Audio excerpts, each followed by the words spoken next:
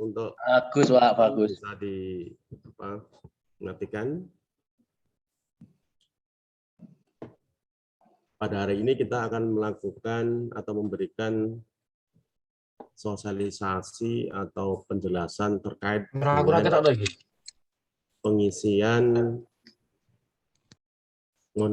satu data Boyolali dengan monitoring Center for Development. Artinya MCD itu adalah membangun data sambil kita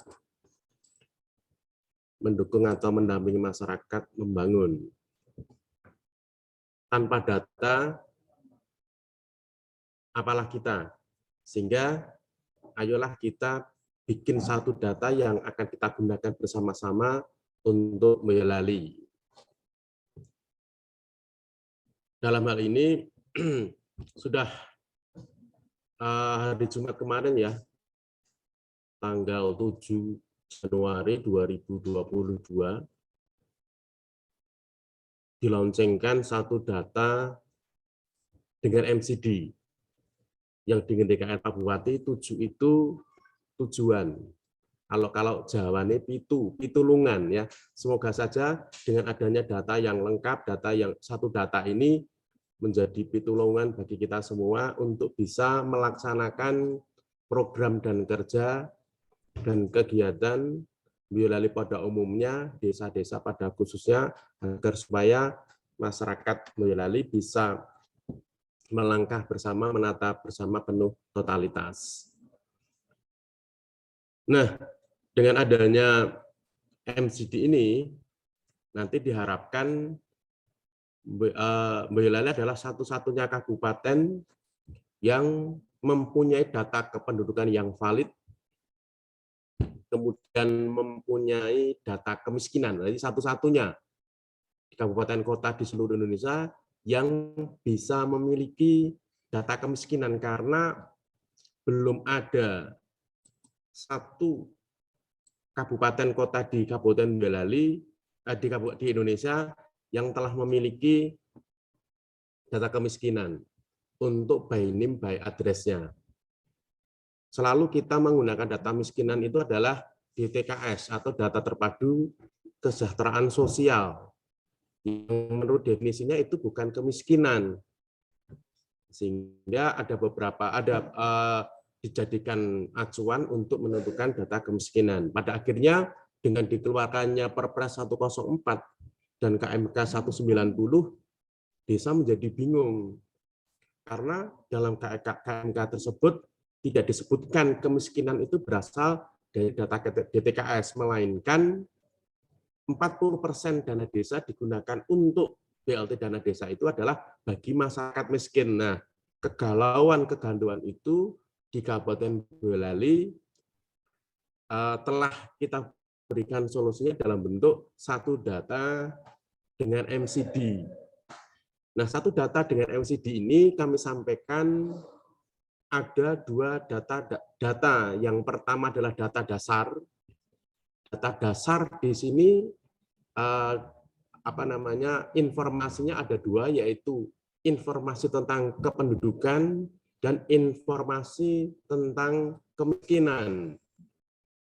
Kemudian yang kedua adalah data sektoral. Data sektoral ini adalah data-data yang dibutuhkan oleh organisasi perangkat daerah atau OPD yang akan kita sediakan sampai dengan pemerintah tingkat bawah, dalam hal ini adalah desa, bahkan sampai dengan tingkat RT, yang akan digunakan atau sebagai dasar diolah oleh OPD, kemudian akan dijadikan data sektoral yang nantinya akan diunggah dalam portal data. Sehingga data sektoral ini akan dikonsumsi masyarakat untuk semua elemen, baik itu mulai di bidang pendidikan, kesehatan, kesejahteraan, dan sebagainya. Harapannya nanti juga tidak semua OPD akan minta data ke desa. Dengan satu data ini, nanti OPD bisa mengkonsumsi data pengolahan datanya melalui satu data melalui MCD ini, baik data kependudukan, data kemiskinan, maupun data sektoral. Dalam pertemuan pagi hari ini, menjelang siang, kita akan menjelaskan pelaksanaan pengumpulan data untuk satu data dengan MCD, mulai data dasar sampai dengan data sektoral. Coba kita detailkan, kita fokuskan pada data dasar sendiri, karena dalam data dasar ini ada instruksi dari Bupati akhir Januari atau awal Februari harus selesai, karena ini juga akan dibutuhkan oleh desa terkait untuk penentuan siapa yang akan menerima bantuan langsung tunai dari anggaran dana desa. Oleh karena itu coba kita share ya, tadi sudah kita sharekan, coba izin kita sharekan untuk petunjuk teknis pengisian satu data dengan Monitoring Center for Development atau MCD tahun 2022. Coba penjenengan Bapak Ibu sekalian simak, kalau dimungkinkan simak tabelnya untuk tabel MCD. Nah, karena dari tabel MCD itu kita coba jelaskan terkait dengan maksud dan tujuan dari istilah-istilah atau definisi operasional dari istilah-istilah yang ada dalam tabel tersebut. Sebelum kita mendefinisikan operasional dan menjelaskan teknis untuk pengisian MCD untuk data dasar, coba kita sampaikan dulu timnya dulu. Kemarin telah kita sampaikan surat edaran terkait dengan Tim Monitoring Center for Development melalui Disperunasdes. Di situ telah diatur terkait dengan siapa yang harus menjadi tim MCD tingkat desa. Kemudian honor yang diperbolehkan untuk diberikan kepada tim Monitoring Center for Development di tingkat desa. Kami sedikit menambahkan di sini ada satu personel yang dimungkinkan bisa dimasukkan atau nanti karena tugas pokok fungsinya nanti kami jelaskan. Adapun tim Monitoring Center for Development untuk MCD Kabupaten Bele tahun 2002, yang pertama adalah kepala desa selaku penanggung jawab MCD. Kemudian sekretaris desa selaku koordinator MCD, walaupun dalam surat edaran tidak dicantumkan nama sekretaris desa dalam hal kaitannya dengan kegiatan MCD, tetapi dalam petunjuk ini kami sampaikan terkait dengan tugas pokok fungsi dari sekretaris desa. Kami anggap sekretaris desa selaku koordinator MCD desa di desanya masing-masing. Kemudian yang ketiga adalah satu orang perangkat desa yang ditunjuk oleh kepala desa selaku admin data sektoral. Di depan sudah kami jelaskan, data ini nanti ada dua. Yang pertama adalah data dasar, yang isinya adalah data kependudukan dan data kemiskinan. Kemudian yang kedua adalah data sektoral.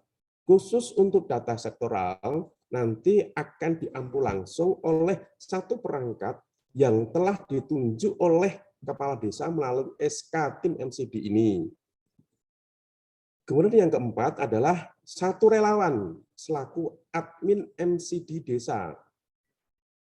Perlu dijelaskan, relawan di sini adalah bisa perangkat desa, bisa masyarakat. Kemudian yang kelima adalah ketua RT yang ditunjuk kepala desa sebagai tim monitoring Center for Development di desa masing-masing. Harapannya semua ketua RT yang ada di desa sebagai tim MCD tingkat desa. Adapun tugas-tugas dari tim monitoring MCD desa, yang pertama adalah kepala desa adalah selaku penanggung jawab. Saya ulangi, selaku penanggung jawab MCD yang bertanggung jawab terhadap kelancaran pelaksanaan tugas perangkat desa. Artinya perangkat desa ini adalah yang ditunjuk, kemudian tugas admin MCD atau PIC MCD desa, relawan tadi, dan tugas ketua RT selaku nanti petugas lapangan yang akan mengumpulkan data atau mengisi data yang akan diberikan kepada admin MCD tingkat desa. Kemudian yang kedua, tugas sekretaris desa adalah melakukan verifikasi data dasar yang dihimpun oleh RT dan relawan MCD, serta menverifikasi kebenaran dari data sektoral. Memang lumayan cukup berat untuk sekda di sini karena tugas beliau adalah menverifikasi data dasar, yaitu data kependudukan dan data kemiskinan, baik yang berasal dari RT maupun dari admin MCD, serta admin data sektoral terkait dengan kebenarannya. Kemudian admin data sektoral atau perangkat desa yang ditunjuk selaku pelaksana pengisian data sektoral. Maka disepakati apakah itu kasih pemerintahan atau KUR kasih yang lain yang ditunjuk oleh kepala desa selaku admin data sektoral.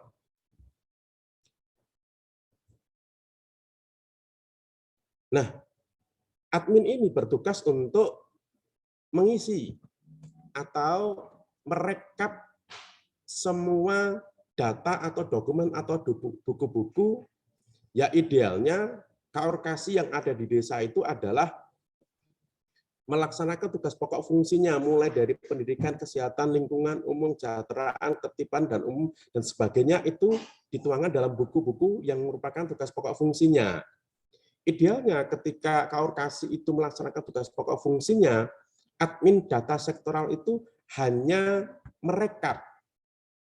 Sekali lagi, hanya merekap data-data yang dibikin oleh KUR kasih yang telah ditulis dalam dokumen atau buku yang dibikin atau yang menjadi tanggung jawab KUR kasih tersebut. Sehingga admin data sektoral ini hanya merekap saja sebetulnya. Nah, rekapannya dituangkan dalam tabel isian data sektoral yang telah kami sampaikan. Kemudian yang keempat adalah relawan atau tugas dari relawan selaku admin MCD desa adalah yang pertama, pengisian dengan menggunakan aplikasi data dasar dalam hal ini adalah kependudukan dan kemiskinan yang telah dihimpun oleh ketua RT. Admin MCD itu adalah menyalin, sebetulnya hanya menyalin atau merekap dari data yang telah dikumpulkan oleh RT yang menjadi tim MCD desa.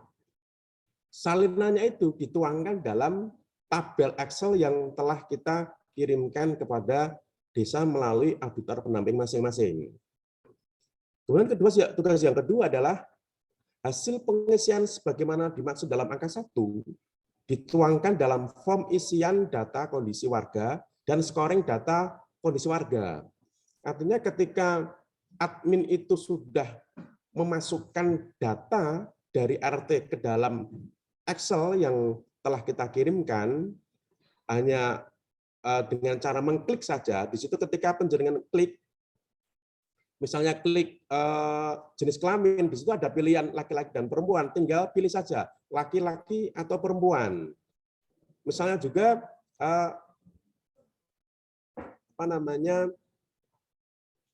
status dalam keluarga, di situ ada pilihan kepala keluarga, istri, anak, atau anggota lainnya, tinggal pilih salah satu dengan cara mengklik saja. Nah, ketika admin itu melakukan pengeklikan data kependudukan, data kemiskinan, misalnya penghasilan antara ring 600 sampai dengan 900, di situ otomatis pada sheet atau lampiran 3, di situ nanti akan muncul scoring yang akan menentukan status warga di tempat penjenengan, apakah itu nanti miskin absolut atau ekstrim, miskin, rawan kemiskinan, ataupun mampu. Kemudian tugas yang ketiga adalah membuat rekapitulasi data dasar. Dalam hal ini adalah kependudukan dan kemiskinan. Artinya masyarakat di desa penjenengan atau yang telah dikelompokkan menjadi per RT atau di RT 1 RW 1 yang dikategorikan miskin absolut atau ekstrim itu berapa orang, siapa saja, kemudian yang miskin itu berapa orang, siapa saja, keluarganya, kemudian yang rawan kemiskinan itu juga demikian juga dengan yang mampu. Rekapitulasi saja. Kemudian tim yang terakhir adalah ketua RT. Dalam hal ini ketua RT atau siapapun yang ditunjuk oleh kepala desa, dalam hal ini di RT masing-masing, bisa ketua, bisa sekretaris, atau biasa warga masyarakat yang di lingkungan RT tersebut yang bertanggung jawab untuk pengisian atau pengumpulan data dasar ini nanti. Tugasnya adalah yang pertama, melakukan pengisian secara manual data dasar kependudukan dan kemiskinan. Manual itu artinya nanti bisa kita jelaskan di bawah. Caranya bagaimana nanti kita jelaskan di bawah. Kemudian yang kedua adalah melakukan update, memperbaharui secara manual data dasar kependudukan kemiskinan pada bulan April atau setiap bulan April, Juli, dan Oktober. Karena di bulan Januari itu kita telah lakukan data awal, maka pembaharuannya atau update datanya dilakukan bulan April, Juli, dan Oktober. Nah, demikian untuk tim yang akan tim sebagai tim MCD di tingkat desa. Dan tugas-tugasnya telah kami jabarkan, mulai dari kepala desa, sekretaris desa, kemudian perangkat desa yang ditunjuk sebagai admin data sektoral, kemudian relawan yang ditunjuk sebagai admin atau PIC MCD tingkat desa, dan ketua RT sebagai pelaksana tugas untuk melakukan pengumpulan data. Ini terkait dengan tim. Kemudian kita mencoba untuk yang kedua adalah tahapan dari MCD. Kita berikan informasi, jangan khawatir, acara hari ini kita rekam, dan nanti hasil rekamannya kita berikan kepada semua desa untuk bisa digunakan atau dimanfaatkan apabila ada permintaan dari RT atau perangkat yang lain yang belum mengikuti acara ini bisa menggunakan rekod ini untuk bisa menjelaskan dari fungsi tim ataupun tahapan atau tata cara pengisian MCD satu data dengan MCD ini. Kami lanjutkan untuk tahapan Monitoring Center for Development. Ada 4 tahapan. Yang pertama adalah tahapan perencanaan data. Tahapan ini merupakan persiapan penyajian data. Dianggap penting karena dasar dari satu data dengan MCD adalah berbasis data kependudukan. Nah, ini meliputi yang pertama adalah data dasar. Di depan sudah kita jelaskan bahwasanya data dasar terdiri dari 2 data. Yang pertama adalah data kependudukan. Data kependudukan ini nanti menginformasikan terkait dengan nama penduduk ya, bukan nama warga. Saya ulangi. Satu data dengan MCD ini yang digunakan adalah penduduk, bukan warga. Warga dan penduduk itu beda. Penduduk adalah yang mempunyai KTP atau KK Boyolali. Jadi warga yang berdomisili di Boyolali itu belum tentu penduduk Boyolali. Maka dalam kegiatan ini pendataannya adalah penduduk, bukan warga. Perlu kami tegaskan seperti itu, sehingga data yang kami kirimkan kemarin adalah data penduduk Boyolali. Sehingga jangan ditambah dan jangan dikurangi datanya. Nanti yang akan diisi adalah nama, NIK, kemudian status dalam keluarga, status perkawinan, jenis kelamin, tempat tanggal lahir, dan usia. Itu untuk data kependudukan. Data ini sangat penting dan bermanfaat tidak hanya untuk catatan sipil saja. Semua kegiatan, semua bidang memerlukan data kependudukan, mulai dari bidang pendidikan, kesehatan, sosial, kesejahteraan, tertiban, dan sebagainya membutuhkan data kependudukan ini. Makanya harus valid. Kemudian yang kedua adalah data kemiskinan.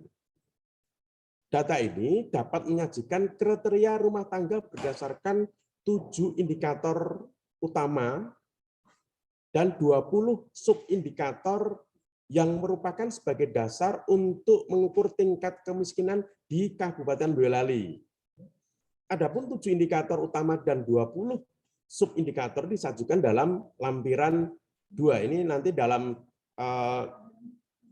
SK Inspektur berubah menjadi lampiran 2, nanti akan kita sampaikan. Kemudian data sektoral. Data ini merupakan data yang pemanfaatnya ditujukan untuk memenuhi kebutuhan instansi yang terdiri dari 10 bidang data, yaitu mulai dari wilayah geografis, sumber daya, bidang sosial, kesehatan, pertanian, peternakan, perindustrian dan perdagangan, lingkungan hidup, penanggulangan bencana, dan bidang ketentraman dan ketertiban. Adapun tabel dari bidang dan subbidang yang untuk data sektoral ini nanti bisa Anda lihat dari lampiran 3 untuk surat SK Inspektur tentang Juknis ini. Untuk tahap yang perencanaan itu hanya menjelaskan terkait dengan definisi-definisi dari data dasar dan data sektoral. Kemudian yang paling penting adalah di tahapan yang kedua, yaitu pengumpulan data. Di tahap pengumpulan data ini akan kami jelaskan, yang pertama adalah terkait dengan definisi operasional atau definisi dari masing-masing tabel. Kemudian yang kedua nanti kami akan menjelaskan teknis cara pengisian oleh masing-masing petugas, yaitu petugas pengumpul data RT, kemudian petugas admin MCD, ataupun petugas dari admin data sektoral. Coba agak panjang nanti kita jelaskan di definisi operasional untuk tabel data dasar. Yang pertama adalah data dasar. Di data dasar ini yang pertama kami akan mencoba mendefinisikan terkait dengan data kependudukan dulu. Penyajian data kependudukan disiapkan oleh pemerintah desa dengan data kependudukan yang diunduh dari aplikasi Pasyak Kabupaten Boyolali yang dikeluarkan oleh Dukcapil yang telah dikirimkan oleh Inspektorat melalui auditor pendamping masing-masing kepada desa-desa melalui grup kecamatan masing-masing. Jadi data yang digunakan adalah data kemarin yang diberikan oleh Inspektorat, bukan data yang diunduh oleh desa sendiri melalui Pasyak di masing-masing desa. Karena data yang diunduh dari Pasyak masing-masing di komputer masing-masing desa masih kacau. Sehingga datanya gunakan data yang diberikan oleh Inspektorat yang telah didownload oleh Dukcapil. Data ini adalah data bersih, artinya bersih dari ganda, tapi masih ada beberapa penduduk miskin yang ada di dalamnya, penduduk yang meninggal yang masih tercatat di Pasyak tersebut. Makanya nanti akan kita berikan arahannya nanti seperti apa. Data kependudukan disajikan oleh pemerintah desa dengan cara yang pertama. Nah ini tugasnya pemerintah desa. Memisahkan data yang telah diunduh dari aplikasi Pasyak Kabupaten Boyolali sesuai dengan nama desa masing-masing. Karena data yang kemarin kita kirimkan adalah per kecamatan. Berarti tugasnya desa memisahkan atau menfilter sesuai dengan desanya masing-masing. Kemudian yang kedua, data yang telah diunduh tersebut dipisahkan atau difilter sesuai dengan nama desa, kemudian dilakukan filter per RT. Nah, setelah sudah dipisah menjadi per desa atau desa penjenengan, maka difilter lagi ke masing-masing RT. Kemudian yang ketiga, data per RT yang disajikan berdasarkan nama, NIK, sesuai dengan pengelompokan per keluarga, sesuai dengan kartu keluarga. Jadi di situ data yang kami kirimkan kemarin sudah berdasarkan NIK dan KK yang tercantum dalam PASYA, sehingga tidak akan loncat-loncat lagi seperti data yang kemarin pertama kami kirimkan. Kemudian yang keempat, format tabel yang disajikan sesuai dengan tabel pada lampiran 4. Nanti dalam surat SK Inspektur di lampiran 4. Atau dari data yang penjaringan terima itu di lampiran 3. Kemudian yang terakhir, data yang telah disajikan per RT tersebut baru diserahkan kepada ketua RT untuk melakukan pengisian dalam tabel-tabel tersebut. Kemudian yang kedua adalah untuk definisi operasionalnya masing-masing tabel, kolom-kolom dalam tabel MCD di lampiran 3 di file penjaringan. Yang pertama adalah nama. Nama disajikan dengan nama lengkap, penduduk tanpa gelar, yang tercantum dalam akta kelahiran, KK, ijazah, KIA, KTP, atau identitas yang sah lainnya. Atau nama sesuai dengan data yang kita kirim melalui PASYA kemarin. Ini biar panjang saja, tak tuliskan seperti itu. Kemudian NIK juga demikian. Status hubungan keluarga. Nah, status hubungan keluarga menjelaskan posisi penduduk dalam keluarga, yaitu apakah sebagai kepala keluarga, istri, anak, atau sebagai anggota keluarga lainnya. Kemudian status perkawinan. Status perkawinan menjelaskan status penduduk terkait dengan perkawinan, yaitu apakah penduduk tersebut kawin, belum kawin, cerai mati, atau cerai hidup. Kemudian jenis kelamin, perempuan atau laki-laki. Kemudian kolom tanggal, bulan, tahun. Nanti diseragamkan untuk tanggal bulan tahunnya menggunakan format tanggal dulu, baru bulan, kemudian tahun. Jangan bulan, kemudian tanggal, baru tahun. Biar seragam nanti tanggal dulu, bulan, baru tahun. Nah, nanti untuk pertanyaan di terakhir saja. Kemudian usia. Usia nanti merupakan selisih tahun ini dengan tahun kelahiran. Saya yakin jelas ya. Kemudian pendidikan terakhir. Pendidikan terakhir menjelaskan bahwa penduduk sampai dengan sekarang telah menyelesaikan pendidikan terakhir sesuai dengan ijazah yang dimiliki. Di situ nanti akan banyak pilihan, apakah tidak tamat SD, kemudian tamat SD, SMP, SMA, sampai dengan sarjana, S3. Kemudian pekerjaan. Pekerjaan adalah kegiatan yang dilakukan penduduk sehari-hari yang dapat menghasilkan uang yang digunakan untuk mencukupi kebutuhan sehari-hari dalam 1 bulan dengan pilihan pada lampiran 1. Di situ ada buruh tidak tetap, buruh tetap, kemudian PNS, TNI, Polri, perangkat desa, dan sebagainya. Di situ banyak pilihannya.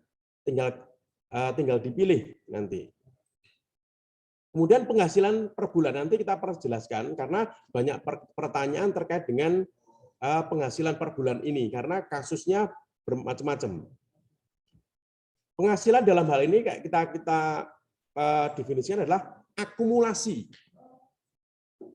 besaran uang atau barang atau yang disetarakan dengan uang atau barang seluruh anggota keluarga yang diterima selama 1 bulan yang besaran disesuaikan dengan kategori atau pilihan lampiran 1. Nanti kategorinya di situ adalah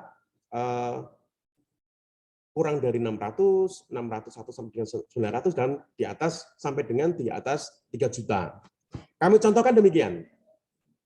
Dalam satu keluarga misalnya, kepala keluarga A berpenghasilan 2 juta per bulan, istri berpenghasilan 1 juta per bulan, anak berpenghasilan 2 juta per bulan. Sehingga penghasilan satu keluarga adalah sebesar 5 juta.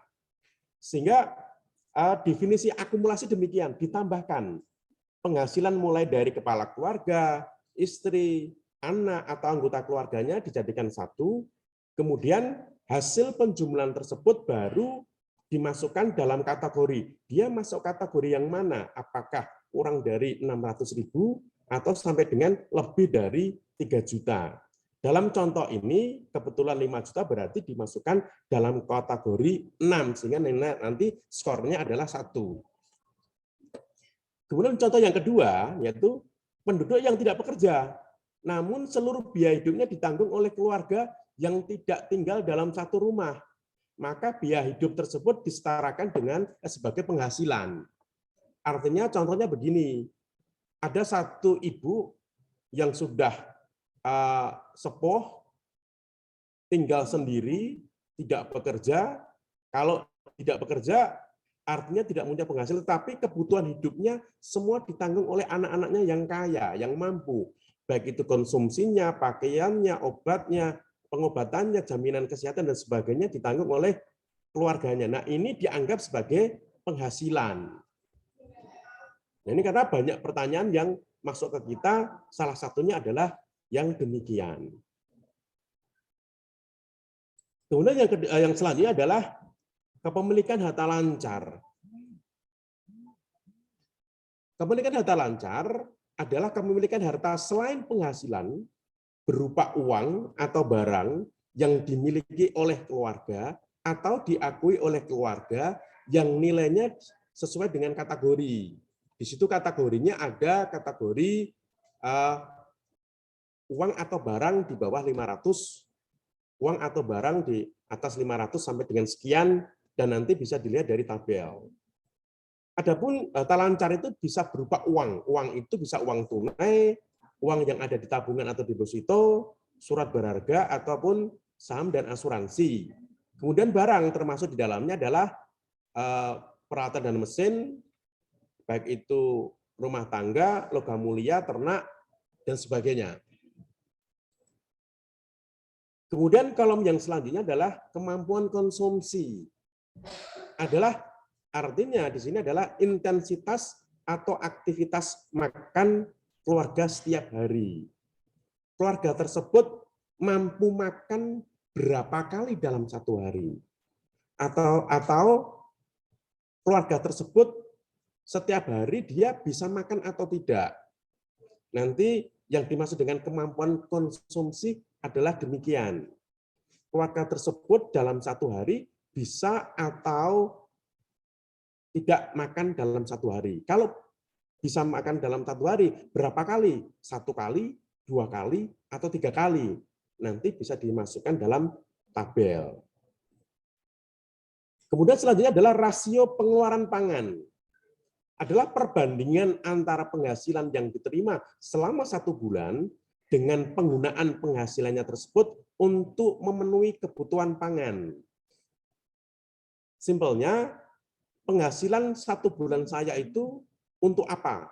Apakah untuk makan semua atau sebagian besar untuk makan? Dalam hal ini sebagian besar adalah lebih dari 70%. Apakah sebagian kecil saja untuk makan atau 30% ke bawah untuk makan, lainnya untuk kegiatan yang lain? Atau yang bagaimana? Ini tergantung dari hasil pengumpulan data penjenengan. Kemudian yang selanjutnya adalah jenis konsumsi. Nah, jenis konsumsi adalah komposisi makanan apa yang dikonsumsi oleh keluarga atau penduduk setiap harinya. Apakah penduduk di wilayah penjenengan itu hanya makan nasi saja dengan garam dan kecap? Apakah makannya dengan setiap hari dengan lauk pauk? Atau makannya dengan lauk pauk tapi tidak setiap hari. Nah, ini juga kita akan ukur untuk menguji tingkat kemiskinan di warga penjenengan. Kemudian selanjutnya adalah kemampuan membeli pakaian. Artinya adalah kemampuan keluarga dalam membeli atau mengadakan pakaian dalam 1 tahun. Apakah keluarga masyarakat penjenengan itu memakai pakaian itu dengan membeli, kemampuan membelinya itu sekali dalam setahun, seperti saya misalnya, atau lebih dari 1 kali, atau bahkan dia dapat memakai pakaian hanya dari pemberian orang lain. Nah ini. Kemudian selanjutnya adalah status tempat tinggal. Nah ini yang jadi banyak pertanyaan juga, status tempat tinggal. Nah yang dimaksud dengan status tempat tinggal adalah kepemilikan tempat tinggal. Warga penduduk penjenengan menempati rumah itu apakah dia itu berlindung di tempat orang lain, di tempat orang tua, itu sama ya, di tempat orang lain, di tempat orang tua itu sama. Tetapi kalau rumah tersebut dianggap menjadi yang dianggap nanti akan diberikan pada yang menempati tersebut, itu dianggap milik sendiri. Kemudian apakah penduduk penjenengan itu menempati rumah dengan mengontrak atau menyewa, atau menempati dengan punya rumah sendiri, atau bahkan justru ada sebagian penduduk penjenengan yang betul-betul tidak berlindung di suatu rumah, hanya menempati di tenda di tengah sawah atau di emper-emper toko. Nah ini dianggap tidak memiliki tempat tinggal. Nah, jadi bisa disepadankan kalau di tabel itu ada pilihan tidak memiliki tempat tinggal itu adalah yang tidak menempati rumah, baik itu rumah permanen. Dia hanya tinggal di emperan toko, kemudian bikin tenda di lapangan setiap harinya, di kuburan, seperti demikian, itu yang tidak memiliki tempat tinggal. Kemudian berlindung. Berlindung itu misalnya saya menempati rumah yang di dalamnya itu ada orang tua saya yang kakaknya terpisah. Itu kategori berlindung juga. Atau berlindung di tempatnya orang lain. Di rumahnya paman saya, di rumahnya teman saya, atau di rumahnya tetangga saya tanpa menyewa. Itu berlindung. Kira-kira penjelasannya demikian. Kemudian definisi yang selanjutnya adalah luas lantai. Luas lantai adalah bangunan tempat tinggal dibagi dengan jumlah anggota keluarga yang menempatinya. Contohnya adalah demikian. Misalnya rumah ukuran 6 kali 9. Jadi panjangnya 9, lebarnya 6, sehingga ketemu luasnya adalah 54 meter persegi. Yang ditempati oleh 4 anggota keluarga. Jadi satu anggota keluarga menempati luas lantai 54 meter persegi tadi dibagi menjadi dibagi 4 orang, sehingga hasilnya adalah 13,5 meter persegi. Artinya satu anggota keluarga menempati luas lantai seluas 13,5 meter persegi. Perhitungannya demikian. Kemudian yang selanjutnya adalah jenis lantai. Jenis lantai adalah jenis lantai bangunan tempat tinggal. Apakah lantai yang bangunan yang penjenengan tinggal itu semua terbuat dari tanah? Apakah sebagian besar atau 70% lebih itu dari tanah? Kemudian lantainya bagian kecil atau 30% ke bawah itu dari tanah, atau memang semuanya permanen? Kemudian jenis dinding. Jenis dinding juga demikian. Artinya adalah jenis dinding rumah tangga tempat tinggal. Apakah dinding atau dinding dari rumah yang penjenengan tempati itu terbuat dari bambu, kemudian atau dari kayu dengan kualitas murah seperti kayu sengon, muiyu, atau kayu kelapa yang ketebalannya itu di bawah 2 cm, atau dindingnya dari batu bata, batako tanpa plester, Atau sudah memang batu bata atau batako dengan plester, atau dindingnya dari kualitas kayu dengan kualitas yang bagus, seperti jati, kayu Kalimantan dengan ketebalan lebih dari 2 cm dan sebagainya. Atau jenis kayu yang mahal lainnya. Kemudian selanjutnya adalah fasilitas MCK. Nah, ini nanti akan banyak pertanyaan juga. Bagaimana kalau rumah tangga tersebut atau penduduk tersebut dalam satu rumah ditempati 4 kepala keluarga? Kalau untuk menjawab di tempat tinggal, 3 dari 4 itu adalah berlindung. Berarti yang satu adalah rumah sendiri. Tetapi kalau untuk menjawab MCK dan IPAL, jawabannya adalah punya.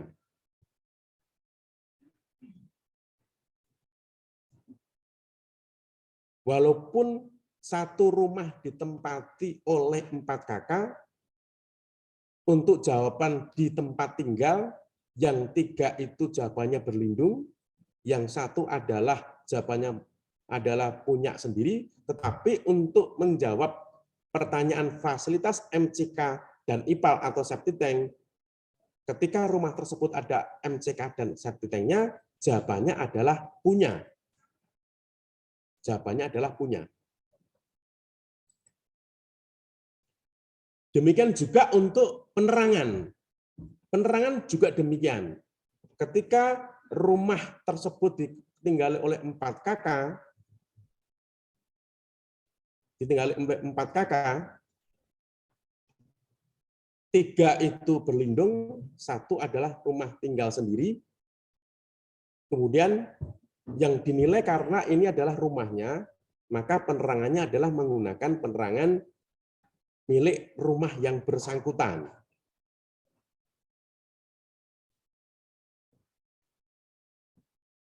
Nah, definisi dari energi penerangan adalah apakah rumah tersebut atau kepemilikan fasilitas penerangan tempat tinggal keluarga dan sebagainya yang dibahas adalah tempat tinggalnya masalahnya.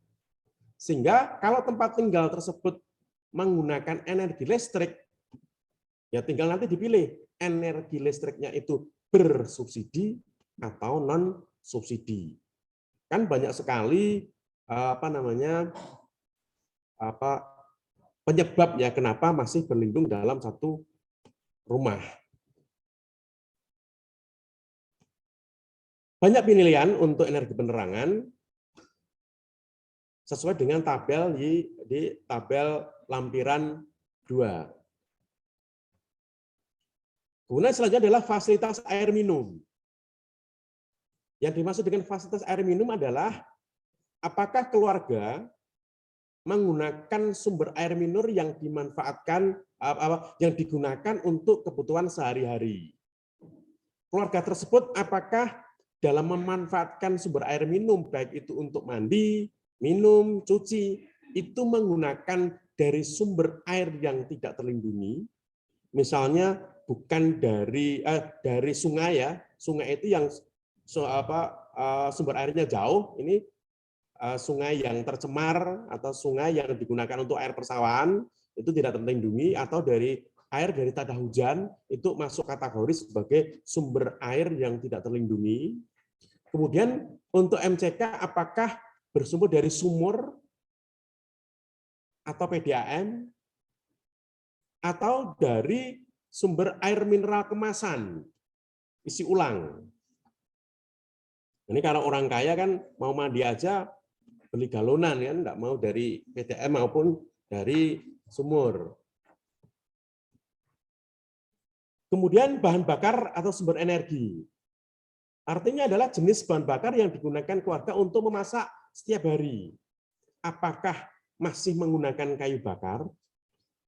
Apakah masih menggunakan ada perangkat desa, kepala desa PNS TNI Polri yang memasaknya masih menggunakan gas LPG 3 kg melon atau menggunakan gas LPG non subsidi.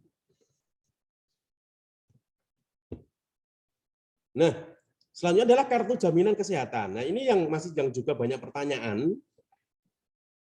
adalah untuk kepemilikan kartu jaminan. Kartu jaminan kesehatan adalah kepemilikan kartu jaminan kesehatan dalam hal keluarga yang memiliki KIS dan anggota keluarga lainnya memiliki kartu jaminan mandiri karena dijamin oleh pihak ketiga atau perusahaan, dianggap keluarga tersebut memiliki kartu jaminan kesehatan mandiri.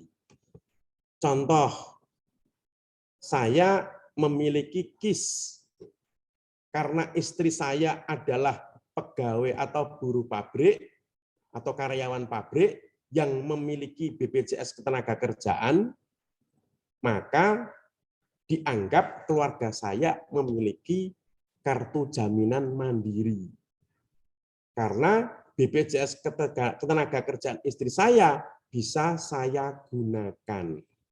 Itu nanti double, kalau seperti itu kepemilikannya double. Maka dianggap itu kartunya adalah mandiri. Karena banyak pertanyaan terkait dengan itu. Kemudian kemampuan berobat adalah kemampuan keluarga dalam rangka berobat atau pelayanan kesehatan keluarga. Ketika kita sakit atau ketika penduduk sakit, ada enggak penduduk penjenengan itu yang sama sekali tidak mampu berobat? Atau kalau ada penduduk penjenengan yang sakit, berobatnya kemana? Ke bidan desa, atau puskesmas, atau klinik, ke dokter umum, dokter spesialis, atau ke tempat yang lain, alternatif. Di situ ada pilihannya juga. Kemudian selanjutnya adalah akses informasi. Akses informasi ini adalah media informasi yang dimiliki keluarga untuk dapat mengakses informasi.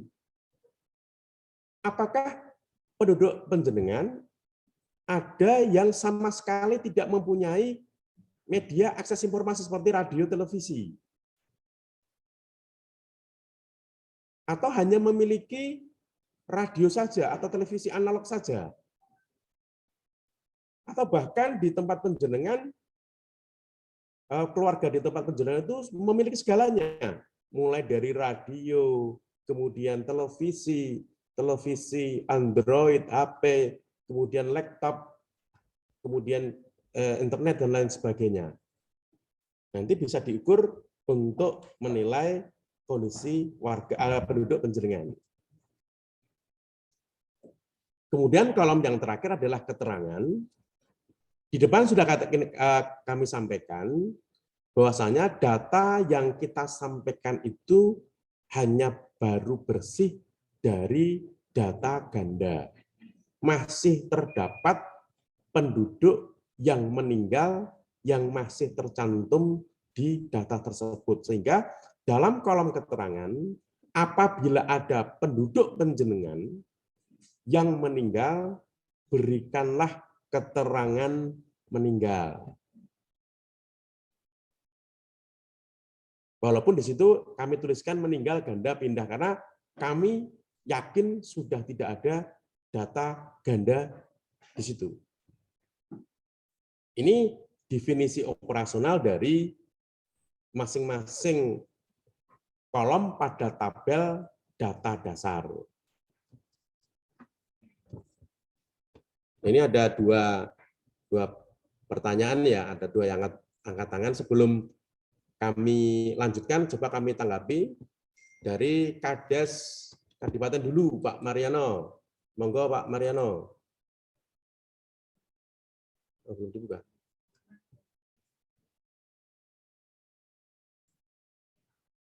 Nggak bisa.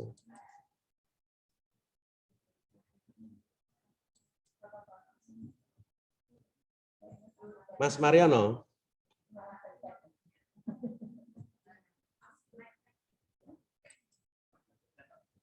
Kon atau?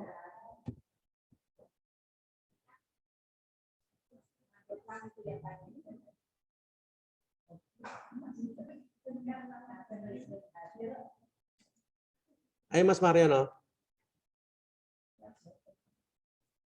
Oh, kalau belum kita lanjutkan aja. Kita lanjutkan dulu karena tidak ada respon dari Kades Kadipaten Kecamatan Andong, Mas Mariano. Oh, Ya, monggo Mas Mariano. Pak Lilis sing tak pateni ya, lah dari RT kok ki aku Yuk. salah oleh. Ikut. Mas Mariano. Saya mesake men. Wes. Mas Mariano. Tidak ada ya? Dari Kunti, mungkin dari Kunti dulu.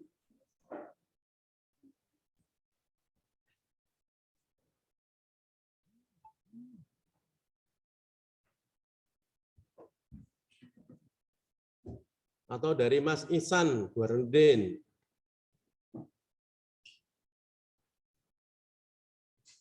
Atau dari Pak Juwandi.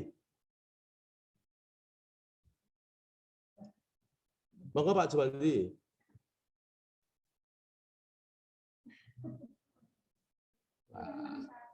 Ya udah, kita lanjutkan dulu. Ini kan dia nggak ngatur sendiri kan harusnya. Oke, kita lanjutkan. Tata cara pengisian.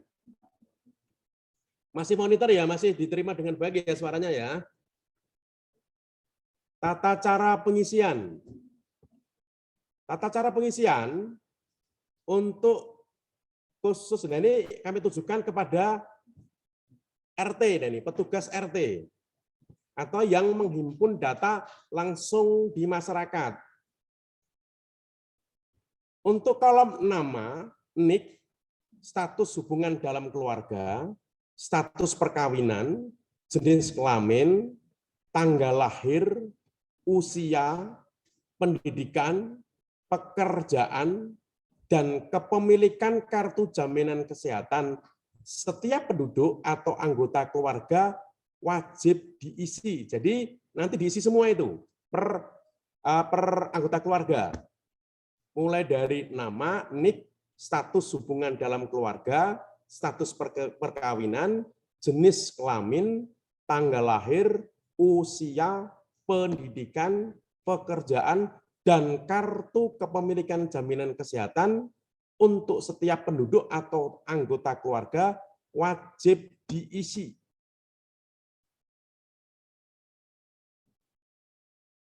Kemudian yang kedua, untuk kolom penghasilan per bulan, kepemilikan harta lancar, kemampuan konsumsi, rasio pengeluaran pangan, jenis konsumsi, kemampuan membeli pakaian, status tempat tinggal, luas lantai, jenis dinding, fasilitas MCK, fasilitas IPAL, fasilitas energi penerangan, fasilitas air minum, bahan bakar atau sumber energi, kemampuan berobat, dan akses informasi hanya diisi pada baris kepala keluarga.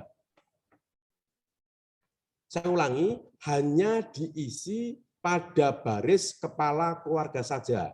Untuk kolom-kolom tersebut, pada baris istri, anak, atau anggota keluarga lainnya dikosongi. Yang diisi hanya pada baris kepala keluarga saja.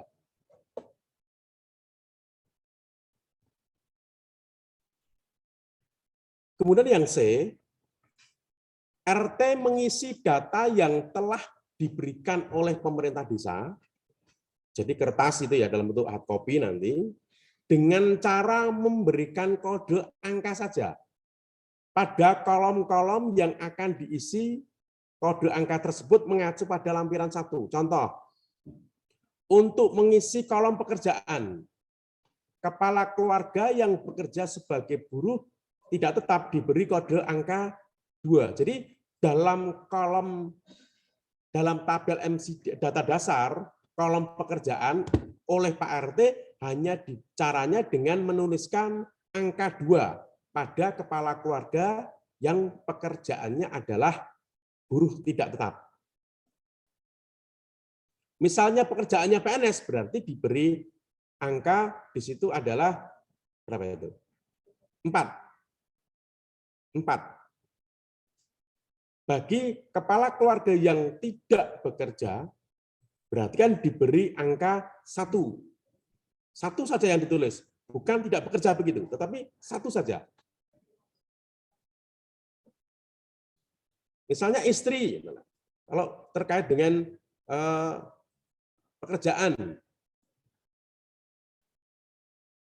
ya tinggal berikan kode angkanya saja.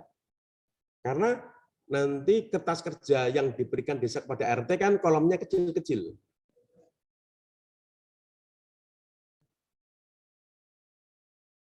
Dan yang terakhir, untuk admin MCD atau relawan tadi, merekap hasil dari RT tersebut, manual pada huruf C, ke dalam tabel Excel MCD lampiran 2.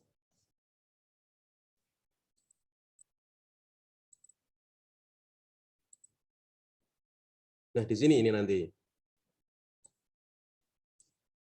Nah, saya ambilkan contoh di sini.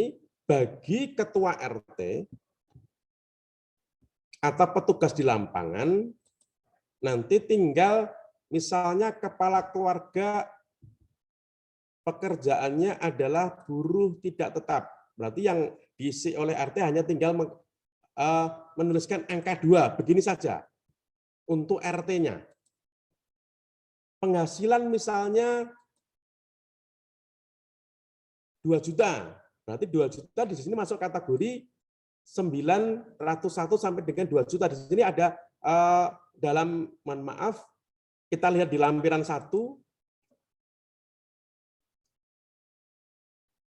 Di sini ada penjelasannya di lampiran 1 untuk penghasilan. Untuk 2 juta itu masuk pada poin 4, angka 4. Berarti kalau penghasilannya adalah 2 juta, maka di sini Pak RT hanya menulis angka 4. Kemudian kepemilikan harta juga demikian. Misalnya juga angka 4. Angka 3 misalnya. Dan sebagainya seterusnya.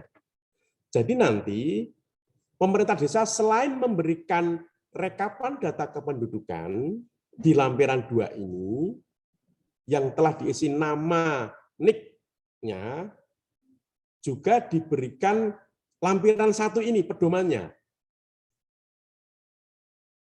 Jadi yang kami warna ini adalah yang akan dituliskan ketua RT pada kolom lampiran 2, tadi yang saya contohkan.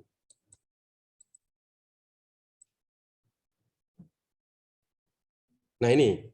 Nah kemudian setelah ketua RT lengkap, kemudian diserahkan kepada admin, misalnya sudah diverifikasi oleh Sekdes, admin menyesuaikan data dari yang diperoleh RT tadi ke dalam Excel MCD. Excel MCD adalah lampiran 2 ini. Nah, tinggal menyesuaikan, diklik saja, hanya mengklik saja. Misalnya tadi kepala keluarganya adalah pekerjaannya buruh tidak tetap.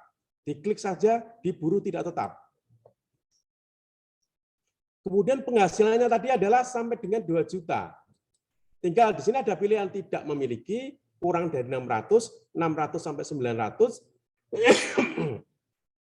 901 sampai 2 juta, 2 juta 1 sampai dengan 3 juta, di atas 3 juta. Tadi kebetulan dia ada di angka 4, 1, 2, 3, 4, berarti 900 sampai dengan 2 juta. Tabungannya misalnya tadi catatannya dari PRT adalah angka 3, berarti diurutkan dari atas, 1, 2, 3. Dan seterusnya. Sehingga dari data yang dimasukkan oleh PIC tadi, secara otomatis akan masuk pada scoring data dasar, sudah ada skornya. sampai dengan akses informasi misalnya. Sudah ada skornya di sini. Nah, sehingga akan muncul di kolom AC, skornya adalah 54,75. Kategorinya adalah rawan kemiskinan. Adalah rawan kemiskinan. Kemarin juga ada pertanyaan. Pak, misalnya, ini sudah kami coba ini. Kalau kita melihat kondisi tabel, kepala keluarganya pengangguran. Kemudian istrinya adalah GTT SD, hanya berapa itu kalau GTT SD. Tapi kalau kemana-mana naiknya Pajero. Bagaimana ini? Akan kita logika penghasilannya. Apakah penghasilannya itu hanya dari gaji istrinya yang GTT saja? Kan tidak mungkin. Berarti walaupun suaminya pengangguran, kalau dia naiknya Pajero, berarti kan beli bensinnya dari mana? Nah itu loh, operasional itu dianggap sebagai penghasilan. Ya cobalah nanti fungsi verifikasinya di situ. Ada kejadian yang demikian memang. Laki-lakinya pengangguran, istrinya guru GTT SD, tapi kemana-mana naiknya Pajero.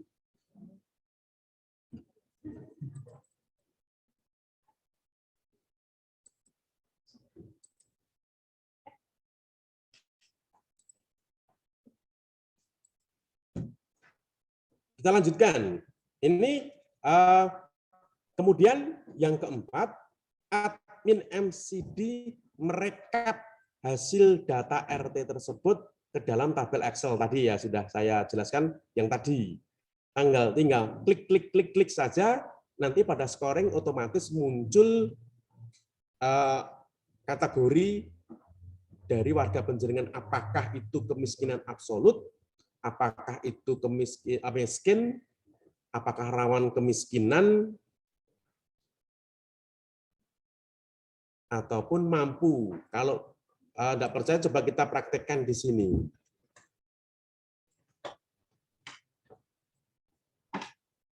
Nah, dari skor ini kebetulan 54 itu adalah rawan kemiskinan. Misalnya skornya adalah 20. Nanti akan masuk kategori miskin. Misalnya skornya itu ada 4. Mesti miskin absolut. Kalau di sini misalnya saya ketik 55, tapi tidak boleh manual diketik ya, karena hasilnya dari penjumlahan itu.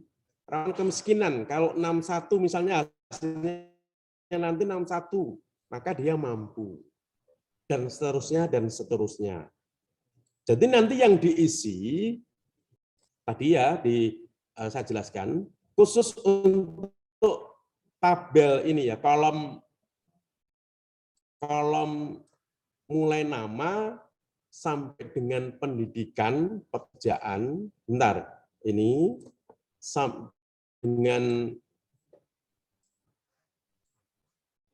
sampai dengan kartu jaminan wajib diisi. Yang lainnya hanya diisi, untuk kolom lainnya hanya diisi di kolom kepala keluarga. Nah, yang jadi persoalan begini, misalnya nanti penjenengan itu ngisi, selain yang untuk data kependudukan, kan nanti diisi semua nih, termasuk kartu jaminan. Lainnya adalah diisi kepala keluarga. Tetapi karena Anda itu copy paste dari atasnya untuk scoring data dasar, nanti di kolom di baris istri, anak, dan anggota keluarganya nanti akan muncul scoring. Nanti caranya nanti dihapus saja. Kalau ini selain kepala keluarga, khusus untuk kolom scoring data dasar, nanti akan didal secara manual saja, sehingga yang muncul keterangannya di sini ataupun yang muncul pada kategori hanya pada kepala keluarga saja. Karena yang miskin itu bukan penduduknya, tetapi keluarganya. Kira-kira seperti itu. Nah, demikian untuk penjelasan kami terkait dengan definisi operasional dan tata cara pengisian data dasar untuk satu data Boyolali dengan MCD. Nah, ini saya buka pertanyaan dulu. Ini ada berapa ini? Mas Adi tolong dipandu berapa itu untuk pertanyaannya. Mungkin dari yang leses dulu. Pak Carek leses. Monggo, yang angkat tangan.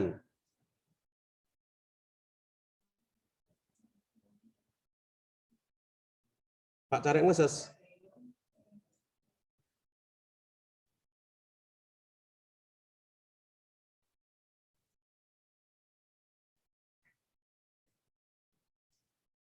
Atau dari chatnya di.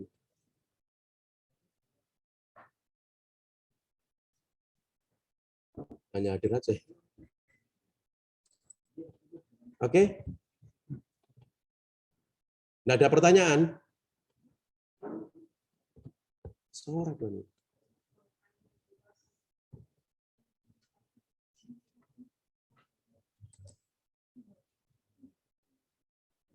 Iya, betul. Iya. Ada pertanyaan dari Mariono, Kadipaten, Kunti, Pak Juandi, kemudian Leses Juwangi, Banaran, RT 4 RW 5, sama Desa Banyuanyar. Monggo, mana dulu ini? Atau dari RT 4 RW 5 Banaran dulu? Silakan.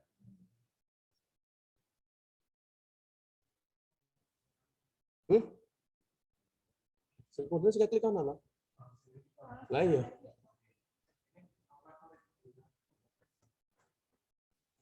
RT 4 RW 5 Banaran, tolong untuk speakernya diaktifkan ya. Mikrofonnya.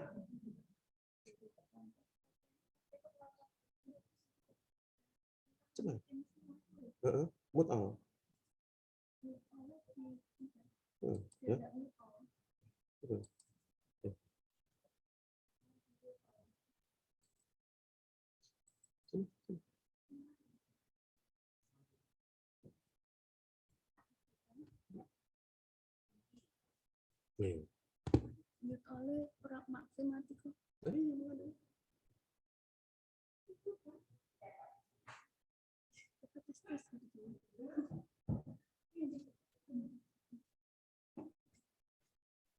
Silakan.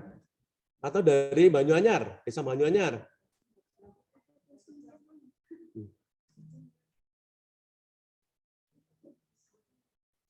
Desa Bojong yang bisa ini, monggo Desa Bojong.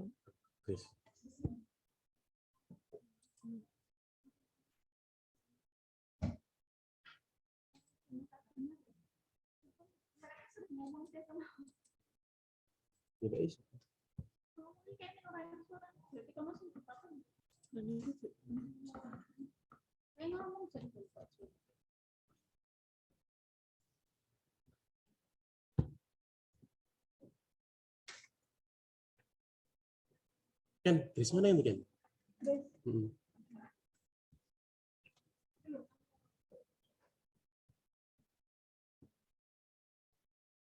Oke, silakan.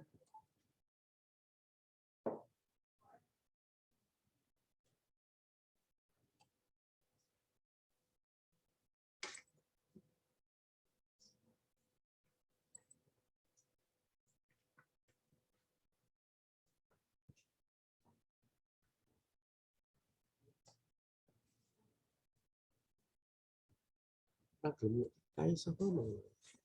Ayo.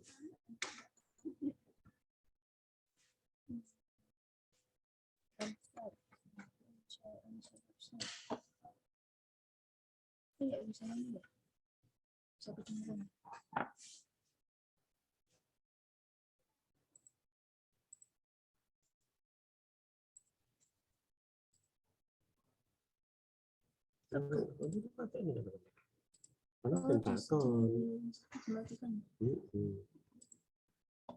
Itu pentakon.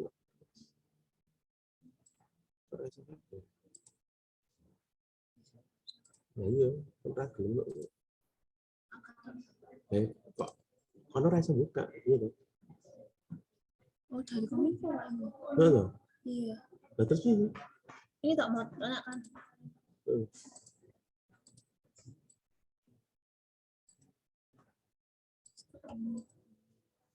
Dari Kominfo Pak, bukan dari kamu. terus iya. Ya udah. Bisa. Ya silakan dari RT RT 4, ya, RW 5, Pak. ya, RT 4 dulu. Monggo silakan.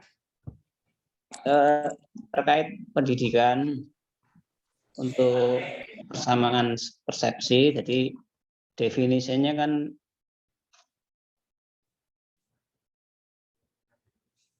pendidikan sampai dengan ijazah yang dimiliki. Ya. Artinya kalau sekarang masih SD, berarti pendidikannya tidak tamat SD, Pak. Ya. Belum Kalau tidak tamat, sekarang tidak tamat SD. Oh ya, Tapi kalau yang kepala keluarga kan enggak mungkin kan? enggak, anggota lain, Pak. Ya. Yang anggota keluarga. Berarti ketika sekarang SMP berarti juga pendidikan terakhir SD ya? Ya. Yang Betul, Pak. sekarang SMA pendidikan terakhir SMP. SMP. Ya. Begitu ya, Pak? Ya, betul. Begitu nggih? Nggih. Ya. Iya, saja, Pak. Makasih. Nggih. Banyu Tono, Pak. Ya, Pak Yudono. Diurutkan saja ya. Ya. Nggih. Terima kasih. Monggo Mas Budi. Juandi. Tanjung Sari, Banyu Tono. Oh, nggih, monggo.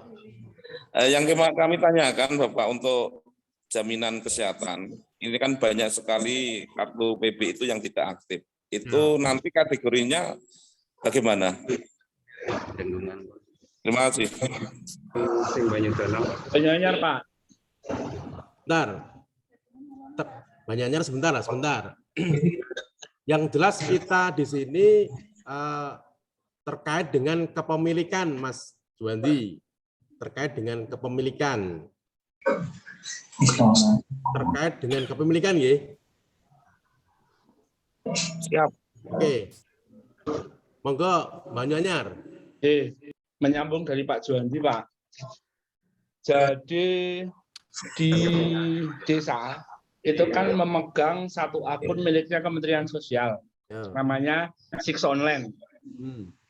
Jadi di dalamnya itu ada warga-warga yang sudah ada keterangan, oh dia pemilik PBI atau BPJS PBI. Terus kemudian dia mendapatkan PKH dan lain-lain. Tetapi kenyataan di lapangan ya Pak, untuk yang BPJS PBI ini ada datanya tapi tidak punya kartunya Pak. Nah, ini apakah bisa dimasukkan ke dalam data pemilik kartu BPJS atau tidak? Oke, Pak Care. Yang dimaksud dalam kepemilikan kartu jaminan kesehatan kan mesti kan ditunjukkan dengan kartu. Misalnya Pak Care punya KIS misalnya, apa termasuk dalam daftar jaminan tersebut, tetapi tidak memiliki kartu, bisa enggak digunakan? Ya, berarti ngurus lagi, Pak. Bisa enggak digunakan? Urus lagi, Pak. Nah, berarti ketika itu tidak memiliki kartu, kita menganggap yang bersangkutan punya enggak? Nggak punya. Itu ya. Ya kalau kalau yang bersangkutan tidak punya tapi kita datanya punya kan gitu ya. Nah ya. Nah nanti pas Pak Care sakit, pas pacarnya sakit, bisa nggak digunakan itu untuk diklaimkan?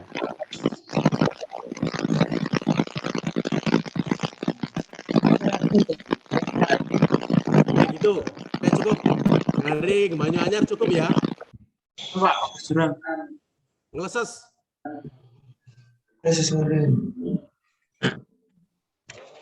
Monggo ngeleses.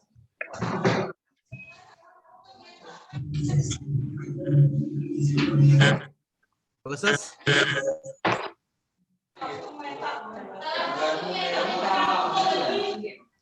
Apa-apa. Di ora. Kuwi profil kuwi. Foto profil. Cerita. Oh. Oke, Kunti.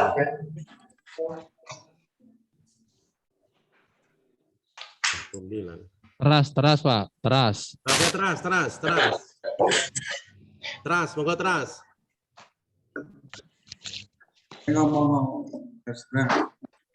Dari teras Pak Lili. Ya, monggo teras. Oke. Sebelumnya kami perkenalkan dari Randusari Pak. Ya, monggo. Oke. Mas Bowo. Yang oke ya. Oh. Oke. Yang pertama yang kami tanyakan adalah kaitannya dengan kepala keluarga yang sudah meninggal. Ya. Apakah itu data yang ada harus diisi semua atau tidak? Yang kedua, kaitannya dengan penduduk yang sudah terdaftar di sini, itu sudah tidak ditemukan. Maksudnya tetap penduduk setempat, kalau tempat saya penduduk Randusari, tetapi sudah pindah yang tidak diketahui keberadaannya, Pak. Ya. Itu prosesnya gimana?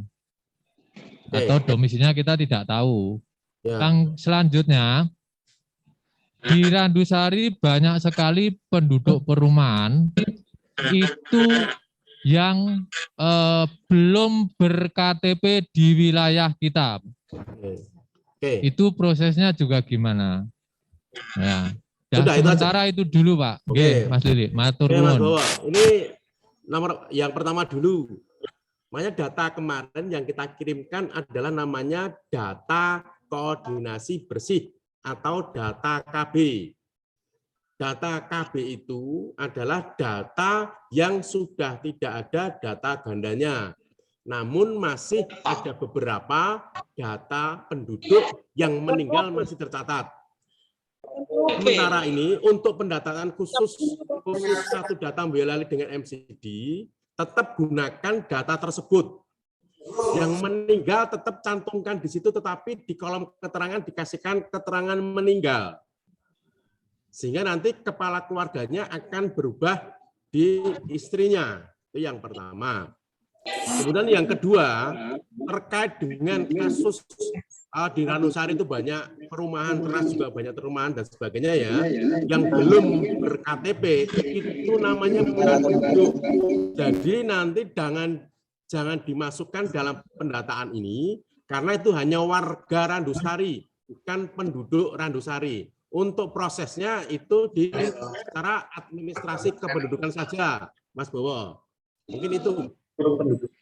Satu lagi Pak Lili, masih kurang tadi pertanyaan kedua. Ya. Penduduk Randusari, tetapi dia sudah tidak ada di Randusari dan tidak diketahui keberadaannya Pak. Itu pripun? Oke. Kemudian kalau yang data yang kita kirimkan kemarin adalah penduduk Boyolali. Walaupun domisilinya sekarang tidak di Boyolali dan mungkin tidak diberikan tahu keberadaannya. Gini aja Mas, ini tetap kondisi awalnya kan penjenengan tahu Pak RT di situ tahu kan. Saya yakin itu sudah tidak menjadi warga miskin lagi itu. Sehingga tetap diisi Mas, karena ini adalah penduduk Boyolali, kewajiban kita tetap mengisi administrasi kelengkapan di satu data administrasi ini. Dan untuk kondisi seperti apa yang lebih paham ada di lingkungan setempat, walaupun sekarang domisilinya pun juga tidak ada, karena penduduk Boyolali juga masih punya hak di wilayah Kabupaten Boyolali, walaupun keberadaannya sekarang tidak di Boyolali. Mungkin itu Mas Bowo.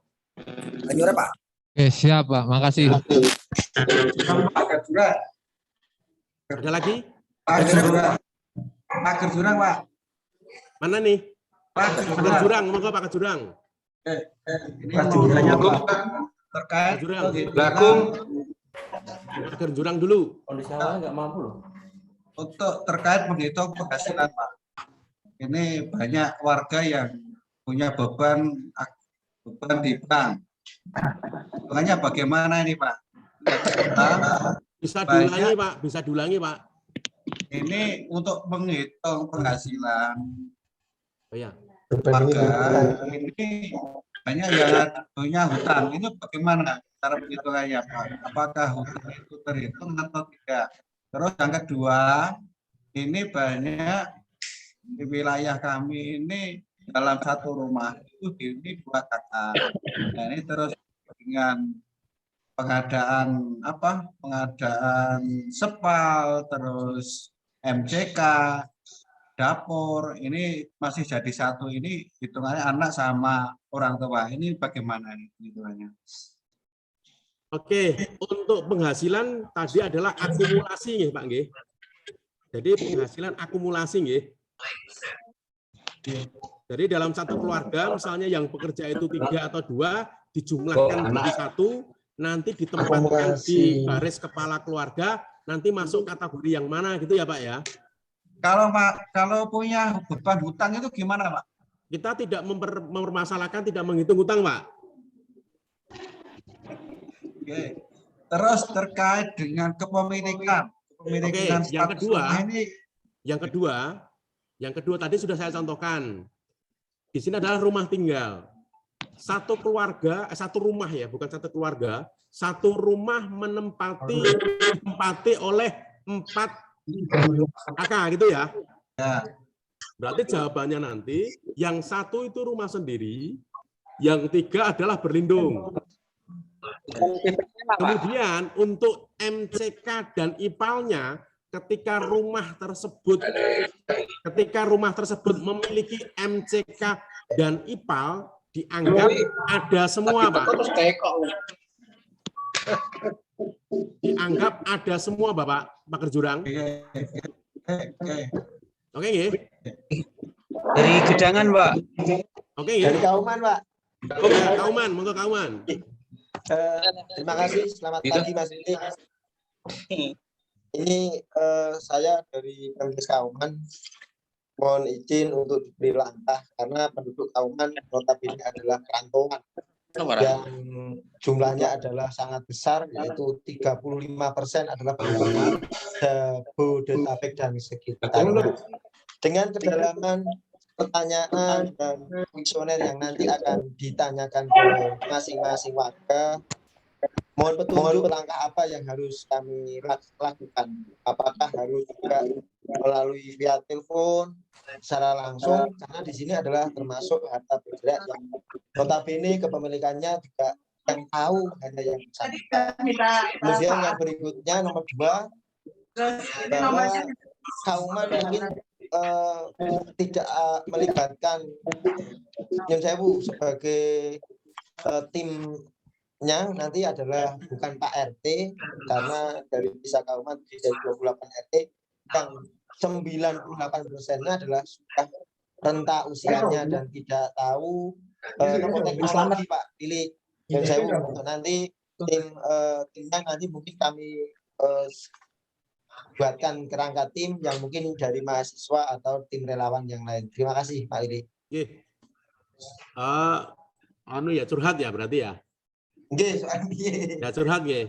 Kauman 35% merantau di Jabodetabek gitu ya, nanti kan bisa pendataannya lewat via telepon dan itu teknis ya Pak nggih. Terkait dengan mekanisme timnya nanti dikelola di desa saja, monggo silakan. Yang penting kompilasi data satu data Boyolali dengan MCD itu bisa sukses, tepat waktu, tepat sasaran dan valid, Mas.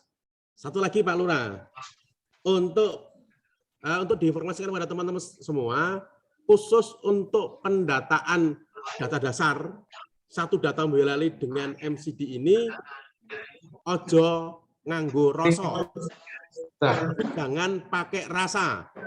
kalau nanti pakai rasa muncul kecemburuan. Ya kuncinya adalah ojo nganggo rasa, itu saja. Itu ya. Dari Kemusu, Pak. Oke, Kemusu. Ini berkaitan dengan warga yang merantau. Berkaitan dengan warga yang merantau. Sebentar. Untuk yang lain, selain Kemusu, mohon dimut dulu ya. Sebentar, mohon perhatiannya. Selain Kemusu, Kemusu dulu. Monggo silakan. Iya, untuk Kemusu dari warga yang merantau, Pak. Ini nanti kan ada pengisian untuk hasil pengeluaran dan sebagainya untuk BPJS. Nanti kalau kita tidak punya kontaknya, nanti untuk pengisiannya diisi seperti apa ya, Pak?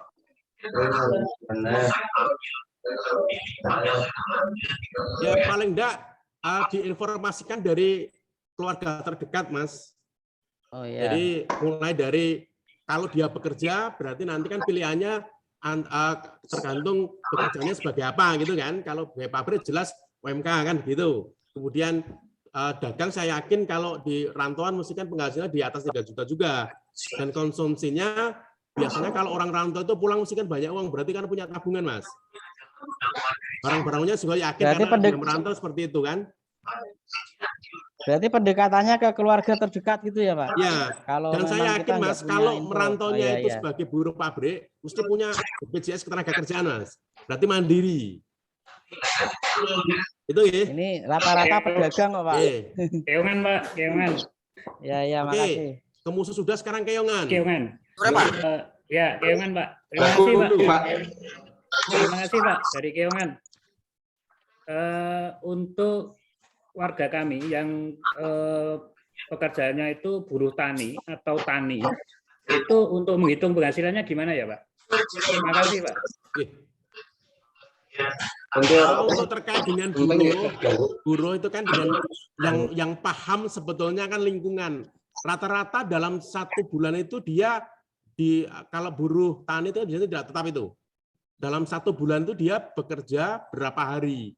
Tinggalkan kalikan dengan harga bayaran buruhnya dalam 1 hari di lingkungan tersebut berapa. Misalnya kalau di tempat kami 1 hari itu mulai dari jam 7 sampai jam 12 atau jam 11 itu adalah 40 sampai 50 ribu.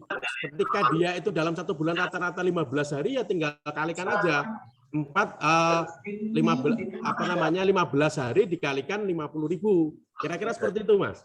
Oh itu. Tapi dalam arti dalam 1 tahun itu kan tidak sepenuhnya bekerja. Gitu. Ya, makanya rata-rata dalam 1 bulan kira-kira berapa hari.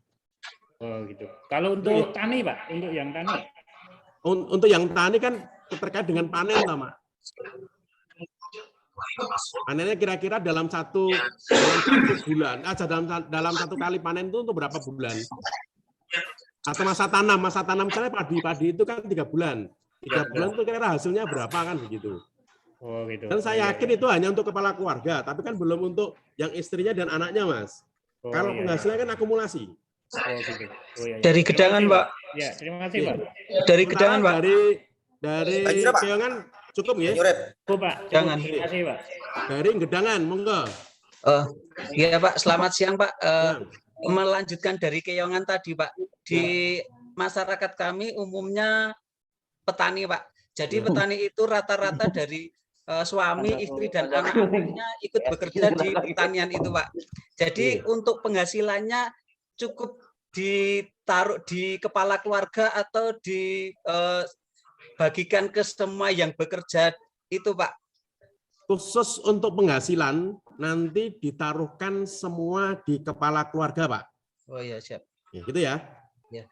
Karena kemarin di pendataan SDGs, Pak, itu pada bingungnya itu banyak yang anggota keluarga dan istri itu penghasilan 0 karena ditaruh di kepala keluarga. Ya. Terima kasih, Pak. Itu ya, sudah cukup. Ada yang lain yang belum? Ada yang belum? Sudah semua? Gunung, monggo Mas Edi. Oke, terima kasih Pak Lili. Jadi terkait dengan dataan ini ya, yang pertama, nanti kalau kaitannya ini dengan BLTDD, saya kira nanti untuk penghasilan ini kan private ini ya Pak ya. Ya. Mungkin jawabannya mungkin tidak real gitu. Kiling materi ini dia Mas. Apalagi termasuk tabungan tadi. Ya. Nah, Langsung konan ya saya ya. Seandainya hasil dari pendataan ini nanti jumlahnya itu melebihi dari akhirnya ngopi link materi taruhlah ada 300 kepala keluarga lah yang masuk kategori dengan skor terendah itu dari bawah layak diberikan BLTDD, sedangkan mungkin dari BLTDD nanti habis untuk dari DD nanti habis untuk BLTDD. Nanti solusinya gimana Pak Lili? Itu yang pertama. Yang kedua, terkait dengan pendataan ini, untuk ini kan keseluruhan ya, baik yang menerima BPNT maupun PKH juga didata juga kan. Nah, nanti dari hasil pendataan ini, seumpama dia dapat PKH atau BPNT, tapi dalam kategori mampu itu nanti pengajuannya seperti apa? Saya kira itu Pak Lili. Terima kasih. Terkait dengan penghasilan Pak Lurah, makanya di situ kami yang akan dinilai adalah hanya satu keluarga dan kita bikinkan ring saja. Makanya di situ tidak akan kita munculkan berapa penghasilannya. Apakah 10 juta, 5 juta, 3 juta, berapa hanya ringnya. Sehingga nanti itu karena tadi sepakat ya yang disampaikan Pak Lurah itu privasi, maka kami pendata pun juga akan menjadi pertimbangan juga kira-kira kalau pekerja dia setiap hari kerja berarti walaupun itu di swasta berarti ukurannya tetap UMK dan sebagainya, nanti kan bisa di klaster tersendiri terkait dengan itu. Kemudian terkait dengan BLT dana desa yang 40% kebetulan nanti kok dari hasil pendataan ini melebihi 40%, nanti bagaimana caranya dan solusinya bagaimana kira-kira seperti itu. Nah, kami punya keyakinan dengan adanya pendataan data ini, dengan tabel ini, kemiskinan di tempat penjenengan ataupun desa yang lain, nanti persentasenya kecenderungannya adalah lebih kecil atau dibandingkan dengan yang misalnya penjenengan kategorikan di desa gunung itu ada 100 katakanlah. Coba aja di trial menurut dari 100 warga yang jenengan anggap miskin, kemudian diperhatikan dengan tabel ini, saya punya keyakinan mesti di bawah 100. Karena kami sudah trialkan itu. Semoga saja benar.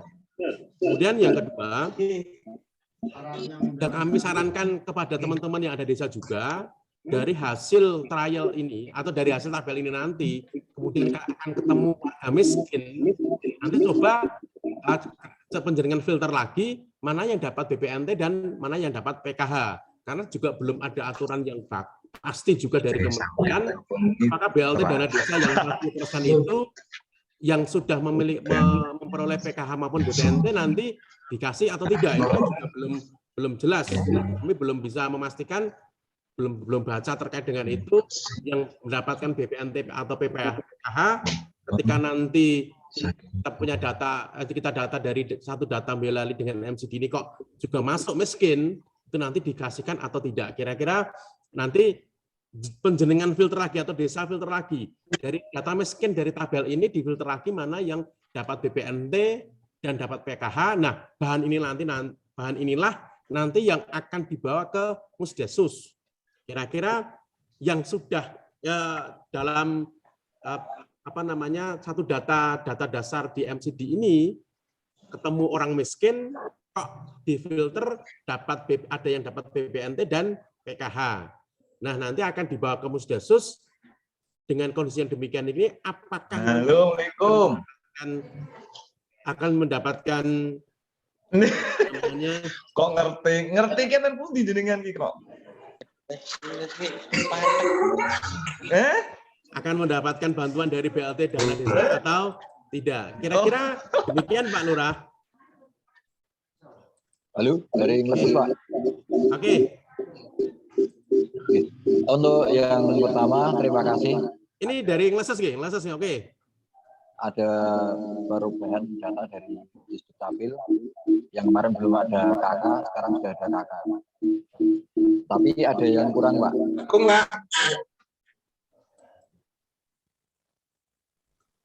Blagung sabar dulu, Ngleses dulu. Ada kaitannya data pendidikan dan pekerjaan. Ya, kemudian untuk KK itu belum urut, Pak. Jadi nanti kami harus manual mengurutkan dari kepala keluarga, istri, dan anak itu sendiri. Kemudian yang berikutnya untuk data yang nanti kita cari, apabila jumlah mereka miskin itu kurang dari 40%, bolehkah nanti diambilkan dari yang rawan miskin? Yang terakhir kaitannya dengan IPAL, Pak. Sepemahaman saya IPAL itu agak apa ya? Ada penanganan khusus. Tapi nanti di sini apakah cukup jika punya septic tank dianggap punya IPAL? Itu, terima kasih. Oke. Terkait dengan data kependudukan, kami hanya bisa menyajikan BAINIK dan BKK. Jadi nanti untuk urutannya kepala keluarga, istri dan anak, nanti kami serahkan kepada penjenengan, nanti yang lebih paham mana yang menjadi kepala keluarga, istri dan anak ya. Karena itu data kami dapatkan dari yang diunduh oleh Dukcapil, kami hanya menyampaikan kepada penjenengan. Kemudian terkait dengan IPAL tadi ya. Nah, IPAL tadi kami identikan dengan septic tank. Jadi ketika masyarakat sudah mempunyai septic tank, berarti sudah dianggap memiliki IPAL. Dalam hal ini kaitannya dengan jamanisasi, Mas Cari. Itu ya. Karena kalau IPAL itu harusnya ada IPAL untuk mandi, IPAL untuk cuci, dan IPAL untuk kakus. Tapi dalam hal ini untuk program, untuk kita sinergikan dari programnya Kabupaten Boyolali terkait dengan jamanisasi. Terkait dengan jamanisasi, khusus untuk kemiskinan ini. Ketika ada gambarnya harus ada septic tank-nya gitu. Terus yang tadi, Pak. Kemudian yang selanjutnya tadi apa, Mas? Oh ya, apabila dari data kemiskinan ini kok kurang dari 40%, tidak bisa diambilkan dari yang rawan kemiskinan, Mas Are. Oke. Itu nggih? Ya. Oke. Dari Blagung sekarang, monggo Pak Lurah. Ya, Blagung. Assalamualaikum. Salam. Tadi saya mengikuti bahwa penyajian data dasar itu melibatkan Bapak RT atau warganya yang dipandang mampu. Kemudian di sini untuk para kadus atau perangkat yang lain hanya tertentu yang masuk di tingkatan input. Ya. Maksud saya, apakah bisa di desa itu mengambil kebijakan untuk para kadus dan perangkat yang lain ini ditambahkan, artinya untuk mendampingi penyajian data di tingkat RT tersebut, karena di tempat saya, desa saya ini penduduknya 6.000, bahkan KK-nya sudah mencapai 2.000. Nah, rencana akhir Januari selesai, kalau kami tidak mengambil langkah-langkah itu, tentunya akan sangat kesulitan di dalam penyajian data dasar. Demikian Bapak dari Melago. Begini Pak Lurah, sebetulnya terkait dengan petugas yang pendataan di langsung pada masyarakat itu adalah ketua RT. Sebetulnya itu Pak, bukan masyarakat yang itu, tetapi ketua RT. Kenapa? Karena yang menerima honor setiap bulan kan ketua RT. Itu yang pertama. Makanya dalam surat edaran yang disampaikan oleh Bupati melalui Kepala Dispermasdes, yang akan mendapatkan yang jadi tim itu tadi adalah 1 kepala desa. Diberikan honor kalau tidak salah 250.000 per 3 bulan, ya Pak. Jadi misalnya Pak Lurah nanti tidak usah menerima, tidak apa-apa, diberikan kepada relawan saja Pak. Itu yang pertama. Kemudian yang kedua adalah perangkat desa yang ditunjuk untuk data sektoral itu juga 250.000 untuk setiap 3 bulan. Itu juga 1 juta kan Pak. Nah itu nanti misalnya memang tugas pokoknya fungsinya seperti itu ya duitnya digelumpuknya saya ya apa-apa. Kan 2 juta itu Pak. Oke kan? Nah kemudian kalau di tempatnya penjenengan itu ada 2.000 KK berarti kan honor adminnya desa adalah di atas 700.000 itu kan. Berapa itu? Harusnya di atas 700.000.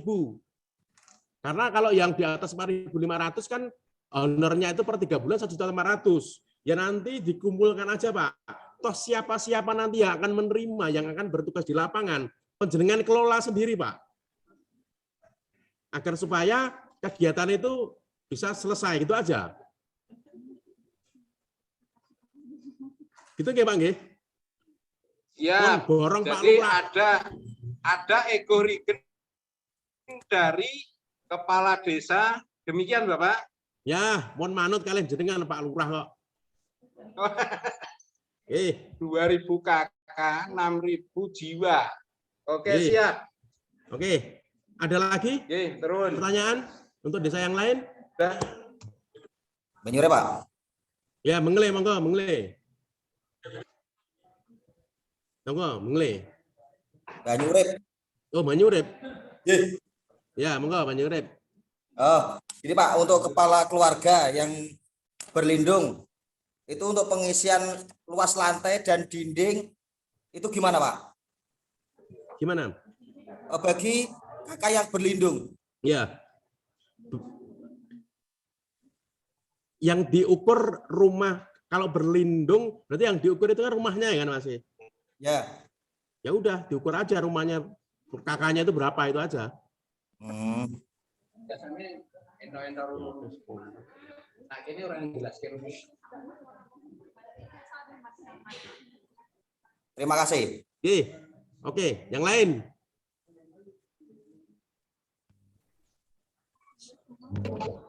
Ringin larik, Pak. Ringin larik, monggo, ringin larik masuk. Oke, matur suwun, Pak. Niki kula badhe tanglet kan di daerah saya itu kan ada 1 kakak. 1 orangnya itu kan sudah meninggal dan satunya lagi ada orang itu mempunyai gangguan jiwa. Nah, orang yang punya gangguan jiwa itu juga tidak punya NIK. Ya, jadi itu maksudnya nanti dimasukkannya ikut kerabat atau masuk kosong sendiri gitu. Makasih. Jadi kakak ya Bang ya. Kakak itu terdiri dari 2 orang. Yang 1 sudah meninggal, gitu nggih? Pak ringin larik. Nggih, leres Pak. Jadi 1 kakak terdiri dari 2 orang. Ya. Yang 1 itu sudah meninggal. Ya. Gitu nggih. Tapi yang 1 ODGJ gitu kan? Nggih. Nah, ODGJ itu punya NIK ya tadi ya? Enggak ada Pak, itu NIK lama, tidak terdata. Berarti tidak masuk dalam KK ya? Ya, betul Pak. Tidak masuk dalam KK. Berarti kan sementara ini belum jadi penduduk Boyolali. Itu sebenarnya penduduk asli Boyolali Pak, tapi belum punya Iya. NIK. Belum dikatakan penduduk kalau belum punya NIK, Mas. Oke. Warga Boyolali tapi belum menjadi penduduk Boyolali gitu nggih? Ya. Nah, sementara tidak dimasukkan dulu Mas Bapak. Nanti setelah program ini kita akan melakukan pendataan ulang bagi warga Boyolali yang belum memiliki identitas akan kita data. Kira-kira seperti itu, Pak. Oke, siap Pak. Oke. Berarti masyarakat yang belum mempunyai NIK tidak kita masukkan ya Pak? Karena masyarakat penjenengan itu belum tentu penduduk, karena hanya baru warga. Makanya nanti setelah kegiatan ini kita akan melakukan pendataan warga Boyolali yang belum memiliki identitas, akan kita data dan akan diberikan identitas. Kira-kira itu. Tahap selanjutnya. Kira-kira itu, nggih. Dari Pemdes Pilarjo mau tanya, Pak. Ngendi? Pilarjo. Oh, Pilarjo. Monggo. Terima kasih. Juwangi berarti ya. Nggih. Ini kan sudah pertengahan, Pak. Terus untuk LTDD apa dari SDRT atau dari Mikrofonnya, Mbak. Diulangi, Mbak. Halo. Benging. Halo. Nah. Halo. Noise, Mbak, noise, Mbak, noise. KPM DLTDD. Halo. Oke. Pelan-pelan saja. Untuk penentuan KPM BLTDD, ya. Apakah kita harus menunggu hasil dari MCD-RT ini, ataukah cukup dari kemarin desa kami kan sudah melakukan musdes di awal tahun untuk penentuan BLTDD, Pak? Ya. Ya, terima kasih. Gini Bu, harapannya nanti KPM BLTDD ya berasal dari satu data ini dulu.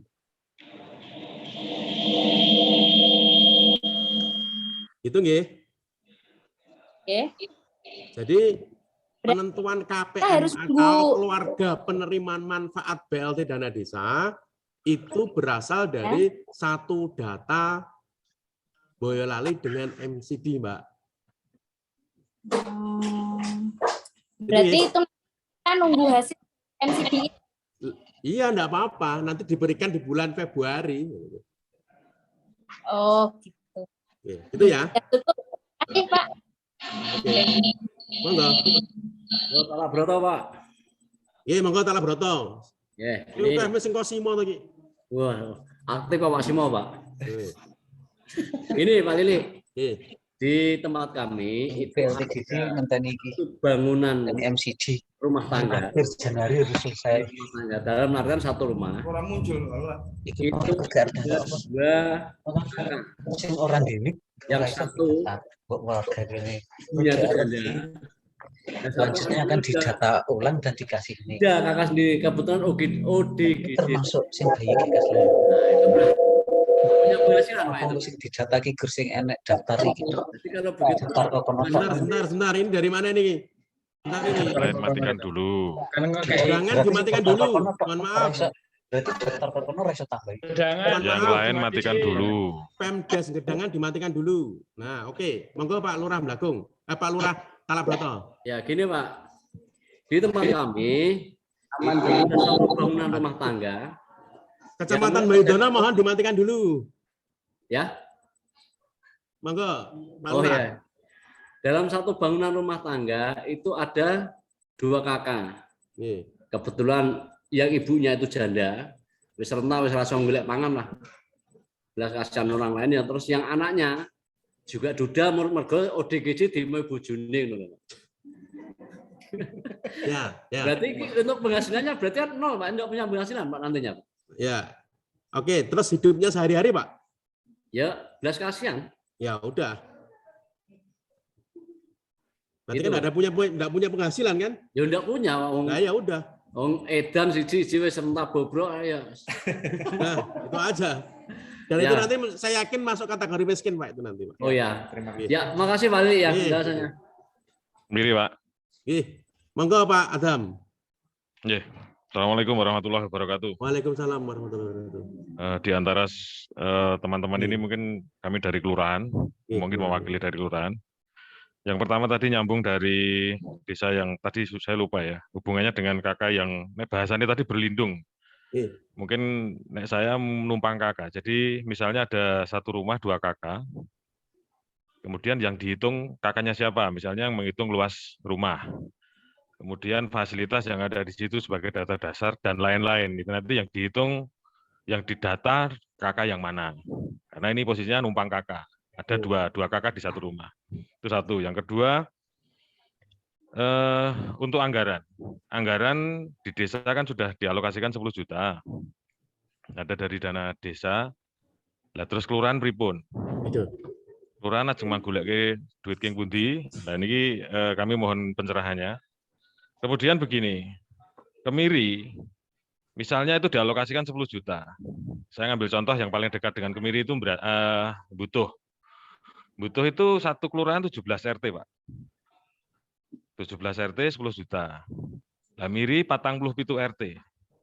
Apakah akan dialokasikan sama 10 juta atau bagaimana? Mungkin dari kelurahan kan tidak ada anggaran untuk itu. Nah ini mohon pencerahannya bagaimana solusi untuk kelurahan hubungannya dengan MCD.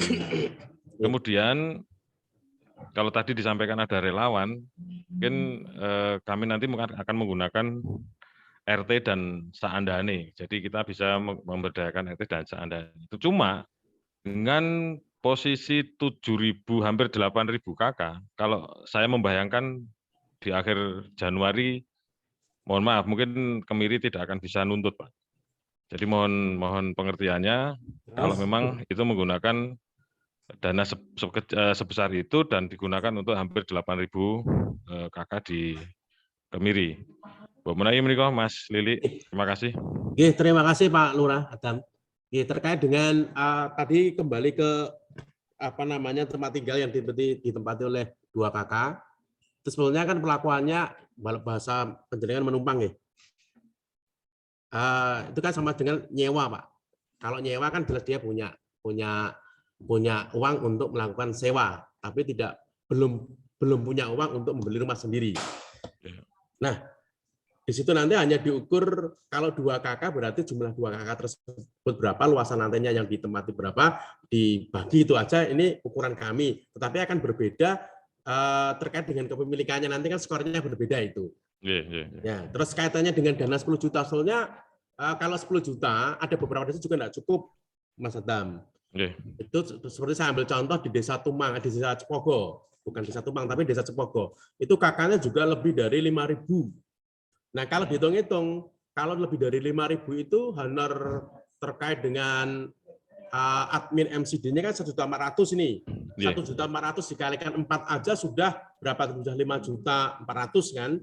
Nanti kan belum untuk kepala desanya, belum untuk admin dasa setoralnya, nanti mesti lebih dari 10 juta itu. Nah, 10 juta itu dianggap memang di surat edaran yang dikeluarkan oleh Dispermasda adalah minimal. Sebetulnya itu. Itu kan karena di desa ada dana desa. Kebetulan surat edaran kemarin yang diterbitkan oleh Dispermasda adalah khusus untuk pemerintah desa. Terus kelurahan kan itu gitu kan Mas Adam ya. Kemudian untuk yang kelurahan mestinya kan sudah ada kemarin di ruang Merbabu kan sudah disampaikan kepada asisten 2 juga kan kemarin kan. Untuk yang kelurahan bagaimana? Tentu saja sampai saat ini mesti sudah diperhatikan oleh asisten 2 terkait dengan penganggarannya di kelurahan. Kira-kira itu Mas Adam. Kalau informasi belum sampai ke kami. Kelurahan untuk yang nominalnya saya pribadi tidak bisa ngatur kaitannya dengan itu. Itu gimana Mas Adam? Siap. Oke. Yang lain? Menyusun, Pak. Dari mana? Menyusun, Pak. Oke, Mas Budi, monggo Mas Budi. Siap. Mohon izin Pak Lili. Yang pertama kita flashback di awal tadi terkait dengan mohon petunjuk penganggaran Pak Lili. Bahwasanya di situ tersebut tim dari MCD terdiri dari 5 tadi, kepala desa yang pertama sampai dengan yang terakhir Ketua RT. Mohon petunjuknya dan arahan Pak Lili untuk penganggaran terkhusus untuk Ketua RT sebagai garda terdepan terkait permintaan data. Apakah dimungkinkan untuk diberikan semacam stimulus ataupun semacam honor Pak Lili? Karena kan Dia nanti update-nya sampai di bulan Oktober. Itu yang pertama, Pak Lili. Kemudian yang kedua, di beberapa desa di Kecamatan Banyudono, itu di awal tahun kemarin sudah ada yang melaksanakan Musdesus BLTDD terkait dengan penataan KPM minim 40%. Kemudian untuk penyesuaian data MCD yang kita laksanakan pada kesempatan ini, untuk yang sudah melaksanakan Musdesus tersebut mohon petunjuk lebih lanjut. Demikian Pak Lili. Nggih, terima kasih. Saya cukup. Nggih. Terkait dengan honor, kenapa ketua RT tidak sampaikan pada kita tidak sampaikan honor pada surat edaran, Mas Budi? Ya. Nggak ada di situ. Karena setiap bulannya Pak RT kan sudah menerima honor 150.000 ya per bulan. Nah, dan salah satunya tanggung jawabnya itu. Kemudian bagaimana caranya agar supaya stimulan tadi ya, stimulus dan sebagainya ya. Itu dari tadi yang dipertanyakan oleh Pak Lurah Blatung tadi, Mas Budi. Monggo di manajemen di tingkat desa. Di manajemen di tingkat desa nggih, Mas Budi nggih. Seperti apa, harus bagaimana, intinya satu, tujuan satu data dengan MCD itu tercapai. Yang penting begini, prinsipnya satu, jangan pakai rasa untuk pendataannya. Dua, data itu penting, ojo sing penting ini data, Pak. Gitu nggih. Kemudian terkait dengan yang sudah melaksanakan Musdesus nggih. Harusnya kemarin sudah ada pertimbangan ya, baik itu dari proses harus memberikan masukan karena program satu data MCD ini sudah bergulir agak lama juga. Tapi karena momennya yang rame itu dikeluarkannya Perpres 104 dan PMK 190, maka baru gaungnya terdengar kan di akhir bulan Desember dan Januari. Harapannya gini, Mas, nanti disesuaikan saja, Mas. Disesuaikan karena saya yakin yang menjadi data Musdesus di beberapa desa yang sudah melaksanakan Musdesus itu pasti akan sebagian yang tidak masuk di MCD ini, Mas. Dan nanti kalau hemat kami, karena Bupati juga menghendaki kemiskinan itu harus ada by name, by address, dan harus ada datanya, penyelesaiannya disesuaikan dengan MCD, Mas Budi. Kira-kira seperti itu.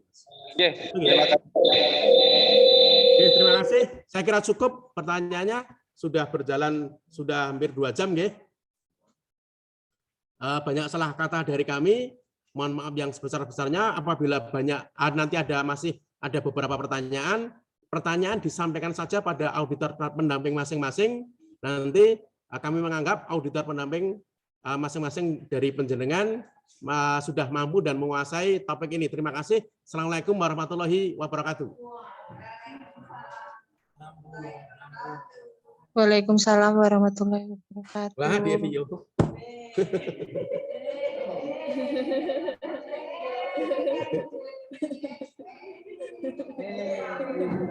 Lihat ya.